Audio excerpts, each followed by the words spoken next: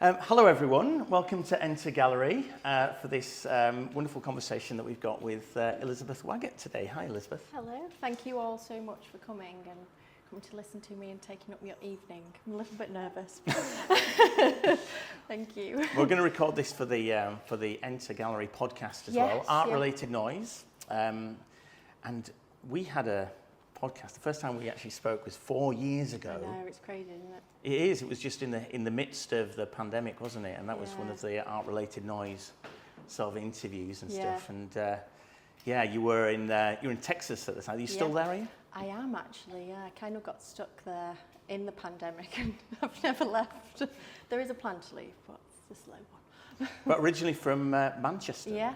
Yeah. So what was the journey taking you from the glorious north to Texas? Okay. All right. So that's a big wine way. That's a big long question. Tells your entire life history. Well, I should say that when I finished my university degree, which was actually in fashion, because I will say in the north, humble beginnings, I think those of you that have spent some time there as well, there can be a little bit of a perception to be, you have to get a real job. You know, being an artist isn't really necessarily like a thing that anyone can do. And I was very much persuaded to do something creative. It was very clear that I needed that in my life, but do something that potentially could result into a real job or a career. And so I went off to university to do fashion. And when I'd finished that degree, honestly, I was like, I can't imagine going, like worrying about bikinis or shoes. So I went off backpacking and I did some teaching in orphanages, and just went around Thailand and Laos and Cambodia. And then I thought, well, actually teaching seems to be something that I really like to do. So I went back to Manchester again, because it's home and I love it. And I went to university in Manchester as well because I loved it so much. So went back home, got a job as a teacher, but still had that itchy feet. And so I went out to Abu Dhabi and I was a teacher there for 3 years. And what sort of, honestly, you know, there's sometimes you have like somebody says something to you in your life and it can kind of put you on a different path. And I had always painted and I'd always created artwork for friends and family, many for you. And so it was always something that I thought might be a possibility, but couldn't quite see the connection of how that it could become a real career and a sustainable one. And so I took, I had an interview at quite a prestigious school out there. I probably can't say the name, but it's your best private school that's right here. They have an offshoot in Abu Dhabi, and I went for an interview there and it went really well, but they said to me, you know, you were one of the down to the last two, but how are you teaching the kids art if you aren't actually showing that you can exhibit yourself? And I was like, oh gosh, yeah, like all my life I've been told, oh, it's not really a real job, it's just kind of something fun to do, it's kind of something like a hobby. If I'm not actually going out into the place and showing those children that this is actually something that you can do and this is how you do it. So that set me off on like, I'm going to do this now. So a determination to do it. So I had a couple of exhibitions out in Abu Dhabi, and then I actually met my husband now at the time, and we decided we were going to, you know, move together wherever that may be. And we were both very flexible at the time, and he was applying to all sorts of postgraduate degrees around the world and really wanted to come to London, and I really wanted to go to New York.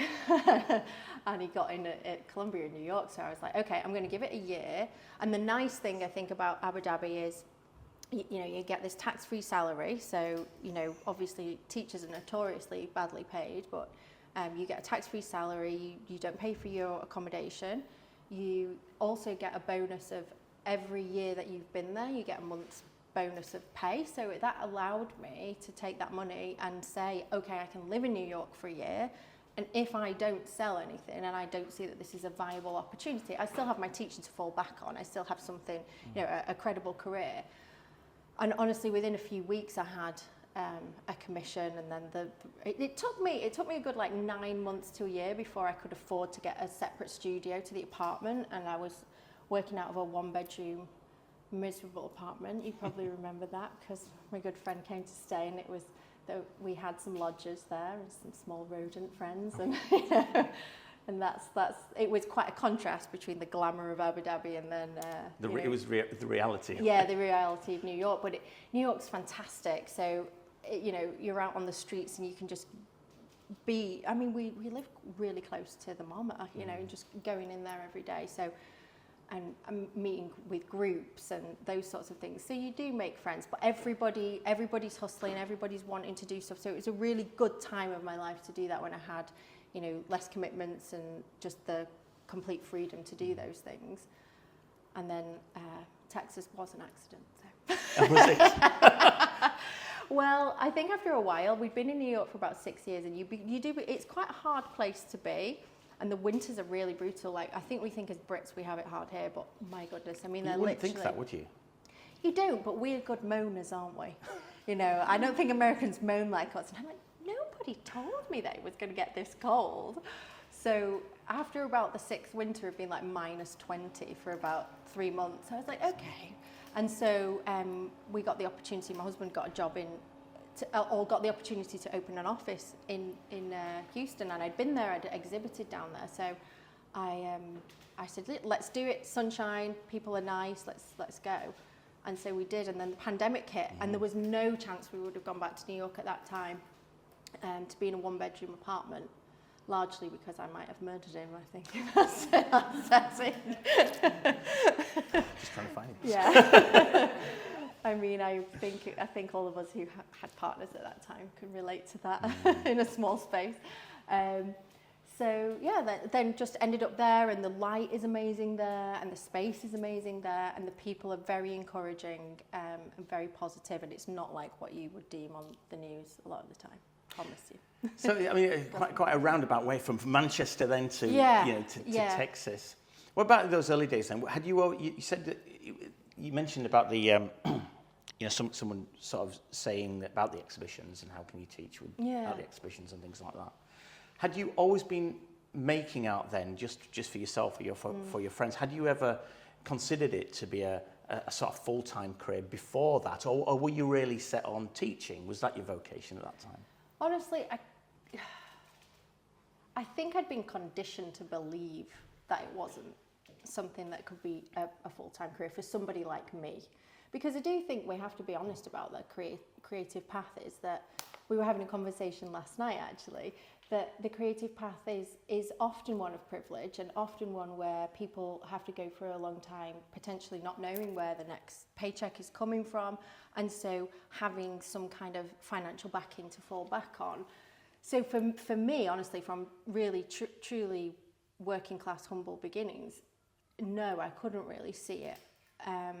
But I'm a bit of a dreamer and a risk taker, so I didn't really know how I could make it possible. But I guess the first glimmer of hope was when I had a solo exhibition in Abu Dhabi, and most of it sold out, and there was a few sheikhs that bought things as well. So I thought, okay, this is actually something that, honestly, even today, I still pinch myself when a piece of work sells. I'm like, I still have gratitude for that. And I think that's really important, actually, to continue to do that, because you can't just have the expectation. It is a luxury item, really, in lots of ways, to be able to sell, which, again, seems so commercial, and that's not why you get into it. But you do, when you are from a background like mine that I wasn't supported in any other way, you do have to make money from it.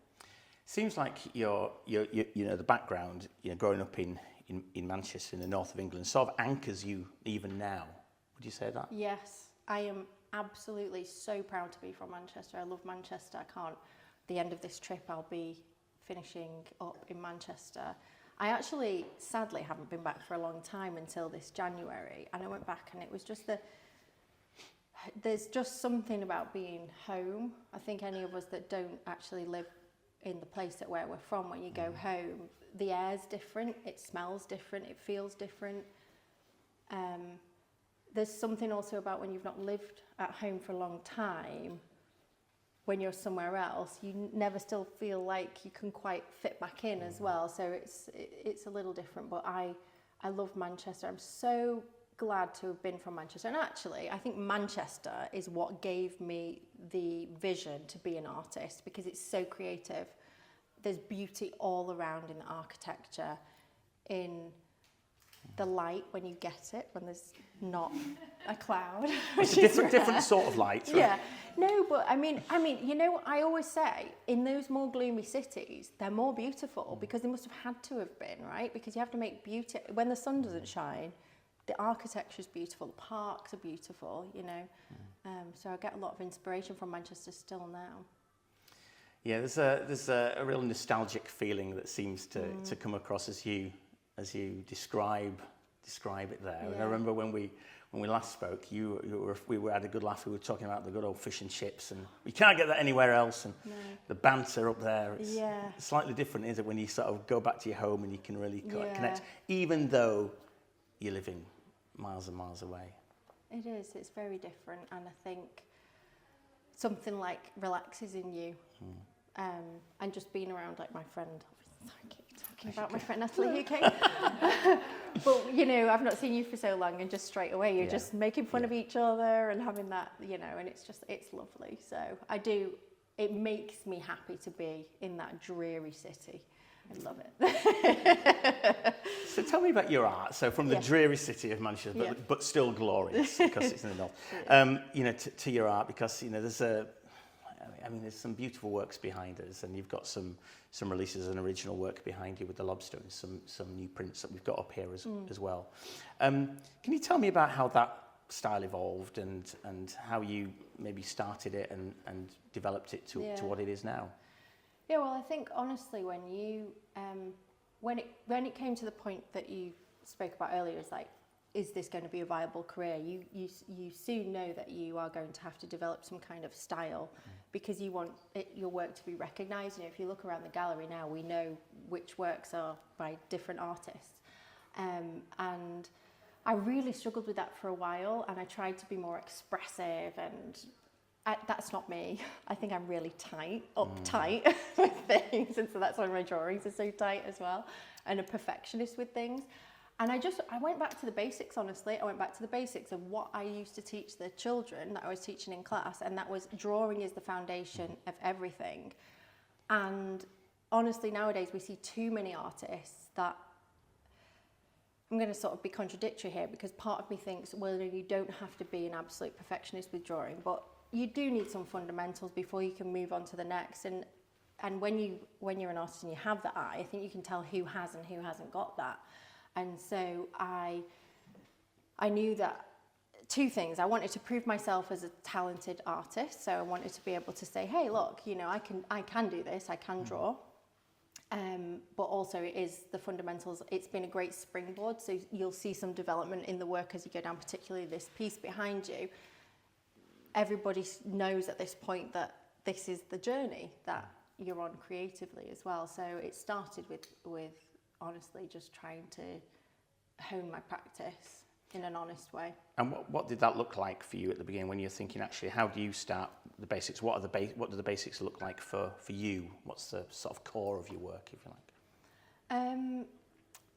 Well, I guess thinking about, you know, anything from what I want, what the subject was going to be, which obviously, as you can see, was animals, and because that's just something that I found more fascinating to draw generally. I have done some still life images as well, but everything pertaining to how we value the world around us and the value we put on certain things and the contradictions of humanity. So still through the lens of humanity, even though the subjects might be an animal.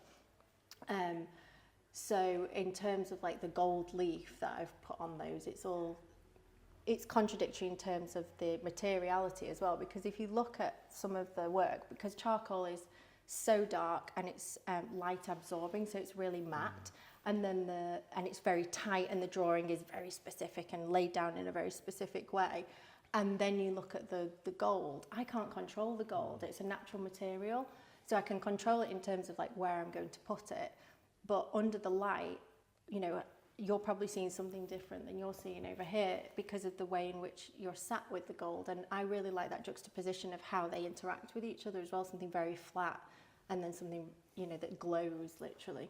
They blend beautifully, and you mentioned about signature styles earlier. I think that's definitely, it's clearly identifiable that this is identifiable. That this is Elizabeth Waggett work here that you've got. Okay, well, thank you. That's okay. How did it start there? When did you decide to say, okay, well, I'm gonna play around with this idea of gold leaf? There, where did that come from, and why did you decide to make it so prominent in your work?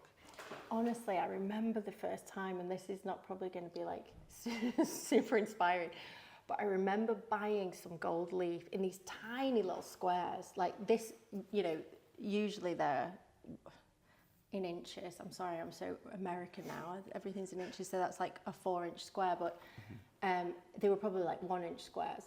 I remember buying them from eBay from Thailand or somewhere like that, and they were so expensive, and it was just another material to buy, honestly, because I think any of us that are artists, when we go into an art store, you're like a kid in a candy shop, and I like literally want one of everything. So it was just something to play with.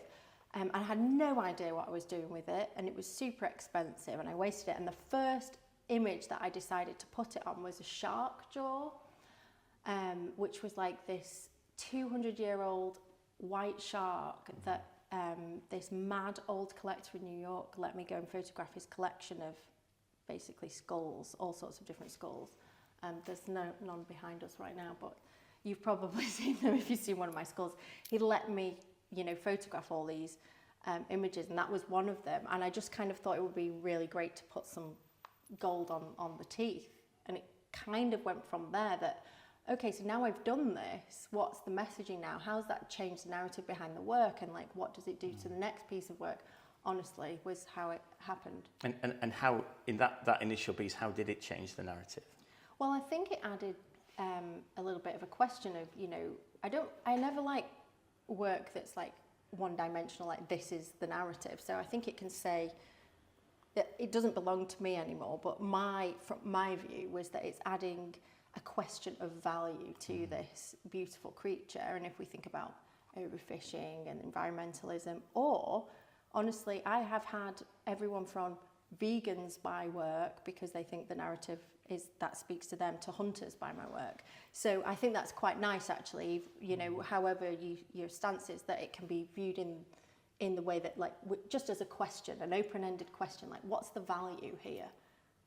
And that's sort of similar to what I understand about the lobsters as well. So the lobster becomes quite prominent in your work as well, and sometimes the lobster's got a tied claw with gold leaf. But this idea of value becomes very important there, because the lobster itself is a really important creature of the sea that helps clean the sea, doesn't it? And yet, I think, you know, it can be treated as an expensive hors d'oeuvre. Yeah. So you've got an immense value ecologically, and you've got this throwaway value. I mean, is that what you're thinking about a lot with your work, and is that how the lobster evolved? That was 100% how the lobster evolved, and especially with like sort of the cheeky play on the bands around the claws. Now, because we're seeing like a more free lobster, it's more about elevating it for its status, I think. And I've been thinking a lot more about the resilience of the lobster and that hard exterior shell. So I've drawn the lobster for so many years now. And honestly, like every time you do, people will say to me, why are you know, continue to do the same image in a different way or whatever? And it's just because you're not finished with it. You know, there are certain works that I'm finished with. Like I feel like I'm finished with, at the moment, with human skulls. I've not drawn any for a while, but with lobster it continues to inspire me, and I think it is a very resilient creature that's very misunderstood. And also what else I love about it is if you see one up close, they're not very attractive creatures. They're kind of a bit grisly, but for us, and there's a you know, a well-documented process of like a triangle in paintings that makes us as humans, it makes it appealing to us. And the lobster's got this natural triangle. So I think that's quite a good play on like how pathetic we are as well sometimes as creatures, that we all of a sudden find it beautiful when it's in this presented in this perfect way, but it's not when we see it up close in person, you know, so. Yeah, I see it now with you Yeah. got that, and this idea of elevating it, I think Yeah. becomes, because that elevation seems to have taken the lobster, image on a journey itself. So no longer is the lobster being seen as, something that's having something done to it. It's actually taking the space in its own right. Yeah, yeah. Well, I think when I've done, and I still continue to make them with the bands, I've had some criticism online as well with those ones where people have said like, oh, well, this is so cruel. I'm like, well, that's the point, that's the whole point, is for us to think about the questioning and like why it's done there. But it's subtle. I know my work is very subtle, and I'm okay with that. Is there something about, reclaiming the narrative for nature there? Because you've got, a beautiful butterflies on beetles. You've got the Manchester bee there as well. Is that what you said? Why are you trying to elevate all those creatures of nature? Part of it, if I'm quite honest, is just the enjoyment I'm going to get from drawing it. So the lobster's actually really enjoyable to draw because it's like so shiny, and I can get, you can see like the highlights and the lowlights on the body. It's quite contrasting. So a lot of it will be about that, but with this series, it started with the bee, and then I thought, I want to draw some more pollinators. And when I've been really lucky to go to France and live there for the like past 2 summers, and just watching the incredible pollinators, which honestly I just don't see in Texas. It's really sad. I just don't see them. So just watching them and just being in a place and going, let's not think about this too much. Let's just draw what's beautiful, what's in front of us. And that's, sometimes it's not honestly like I think when I force it too much, it's not always the right thing. I think when it comes to you, it seems to work. It's got to be organic, is what I'm hearing. Yeah. And also, I think France has really inspired me, because you can't help but be around all those, all those museums, and the French have such a national pride as well in everything. So they're so willing to tell you about, Eugene Delacroix and Theodore Géricault. And when you look at what they did, they literally just drew what was around them. They didn't fuss about it. If they were living in squalor, they drew that. And if they were having a little bit more of a bougie time, they drew that too. So I think that's quite nice to just draw what's in front of you and what's inspiring you at the time. So it's all about a moment in time, isn't it? It is. It's art for it's being creative for the sake of being creative, and you're in this space, so let's draw this space. Yeah. We've got this in front of us. Let's do that. Yeah. There's another work behind us. The I am woman, hear me roar, which is a different one. So this time we're not using an overarching image. It's a letter piece with a heavy background of gold leaf. And then you yourself have gone through quite a difficult time over the last few years. So could you just give us a flavour of what this piece is about, and how the time that you experienced might have just impacted on your work? Absolutely. So quite honestly, when you go through something really traumatic, like art it was quite telling that, I wanted to continue to draw. It was like a bit of a salvation. And even when you're on your worst days, you still know that that's going to be helpful to do. But at the same time, nothing matters. So you perhaps take off the other hats that you would normally have about, okay, what's next in this series, and let's do a launch and let's do a solo show. I didn't honestly care about any of those things. So I really wanted to manipulate my materials and spend some time just playing and having some fun in the studio. And so this piece came from an original piece that was done where I thought about I've worked with gold for so long and I've drawn for so long, but how can I make a piece just purely from gold that is beautiful and not completely minimal, because that's, as you can see, it's not completely my style, but how can I do that? And at the same time, because COVID had happened and then I was immobile, so I couldn't go anywhere, I also had this really hankering for home and thinking about what home is and what that state is. And all that I was thinking about, and Brighton has it in bucket loads as well, is those Victorian patterns and architecture and motifs that we see everywhere. And so those became my inspiration because it was kind of like home. But then I also wanted to take something really pure and mess it up as much as possible, but make it more beautiful, because I feel like that's exactly what trauma is when you pass through something like that, it's horrible, but it actually comes out better in the end. So this piece behind you is like lots and lots of layers of basically stripping back gold and doing things that potentially shouldn't really be done. And Vaughan has amazingly produced this screen print of the original, which is so beautiful. And yeah, so it was just all about messing about with the material that I've worked with for so long, but then also thinking about home and what that is, and moving my work along as well. I mean, the Victorian motif has been in my work for a while as well. It's something that, you know, I've always gone back to, so it felt like a natural progression. And I Am Woman, Hear Me Roar. Yeah. It's quite a bold statement, isn't it? It sounds like you're, I mean, literally roaring, you're saying something prominent there. So where did that come from, and what were you thinking about? Yeah, well, those of us that will remember Helen Reddy's song, I Am Woman, it's such a beautiful song. You have to all look it up. It's Helen Reddy.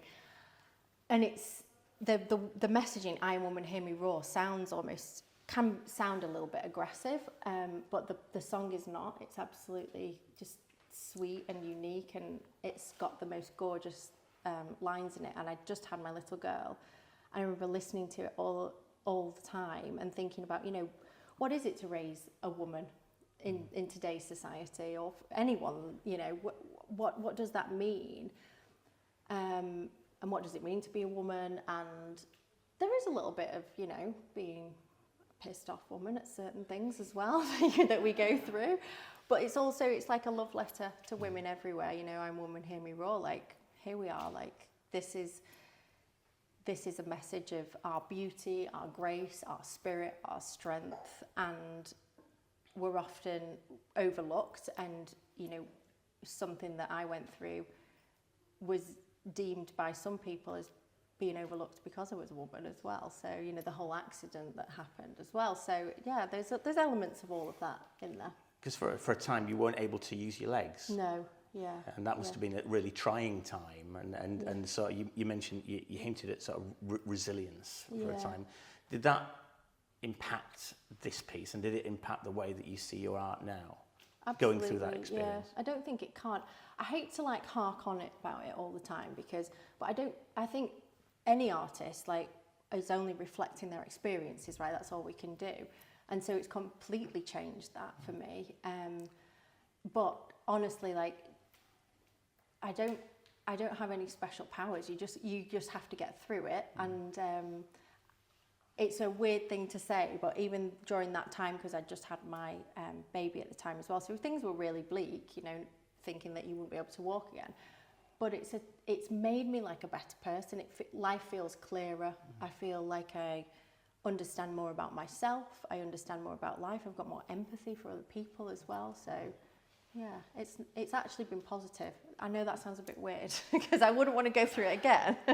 But no, traumatic, but then you look at it through the lens of time, and we're here, we're sitting here having a lovely conversation in this beautiful gallery in this beautiful grateful. City. Honestly, everything feels sparkly and new sometimes, and I genuinely look down at my legs every day and think, wow, here I am walking along, you know. Here I am stood up, you know, painting or doing something, because it's a slow healing process. You don't just get up one day.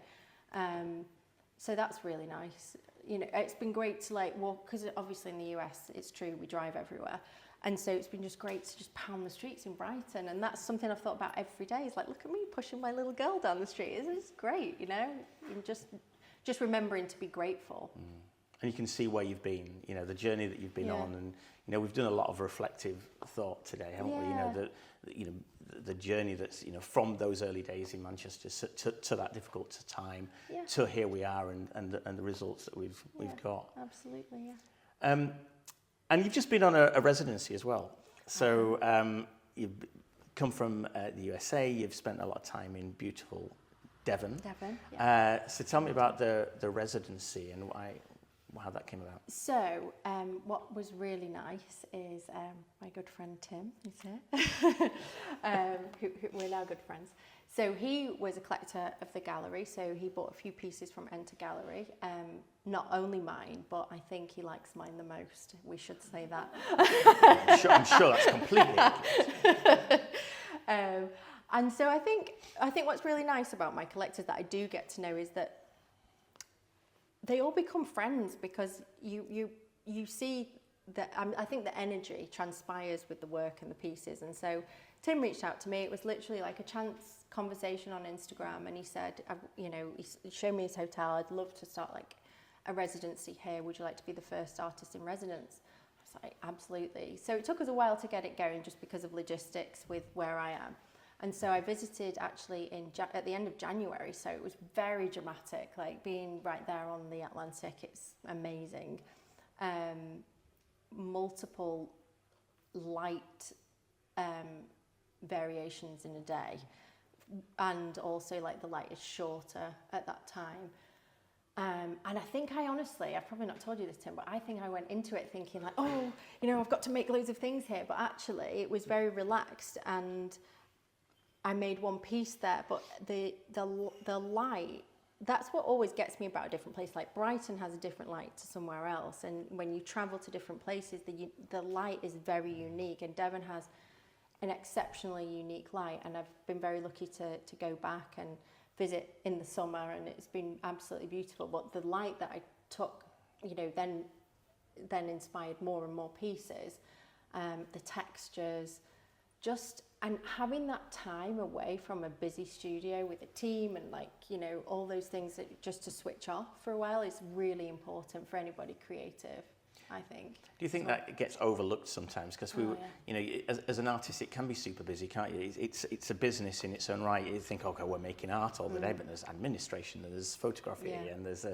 getting the material. There's so much that goes on in terms of being an artist, and just be able to step back and just you be alone with your thoughts, and you mentioned it was just one piece of work, but there must have been a lot of thinking. Oh yeah, and multiple experiments, and just walking and absorbing and talking and having inspiring conversations. And what you touched on there, Stuart, is really important, because I think you get into the nitty gritty. And honestly, some weeks I'm lucky if I get one day painting all day, because there can be multiple things going on. So taking that time, it is a bit of a luxury, but it's so needed. And if you can step away from your studio as well and do that somewhere else, I think that's amazing, because then people don't feel like they can get to you in quite the same way. And maybe you've got more boundaries then as well.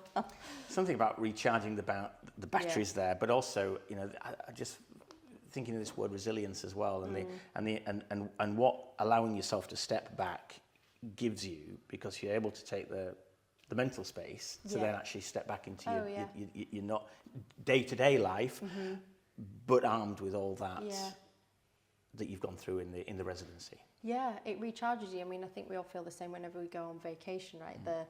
If you can truly relax, then you take that forward, and it changes how you are in the coming months. Then you soon would like another one. Yes, keep them coming. Yeah, and I do try to do that, like in the studio every now and again. I try and carve out maybe a week or two of, particularly whilst I feel like I'm in quite a pivotal creative mode at the moment, where I'm exploring lots of new things. And so particularly right now, it's so important to be able to do that and not just be on the treadmill. Otherwise you'll never get off it, so taking some time off it and carving out a couple of weeks to be able to just fully dive into your practice. But it's much easier doing it somewhere as beautiful as Chalet Saunton.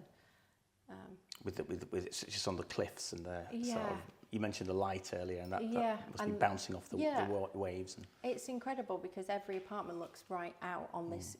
I think it's a 6 mile beach. Is it right? 6 miles, and the waves every day, and it's just, you're elevated above it as well, so you've got this unique perspective as well. Incredible, honestly, just wonderful. Beautiful. And it gives me as well a renewed passion for England, honestly, because we can be such moaners here, can't we, I think, and always want to go somewhere warmer or whatever, and we were very lucky with the weather this past week, but it's just so beautiful, and it's just a reminder of that, because when you live somewhere that potentially isn't quite as pretty, I think you do get a renewed excitement for Blighty. Brilliant, Elizabeth. I think we're going to leave the podcast element there. So thank you very much for joining us. Thank you so much. Thank you. All of you.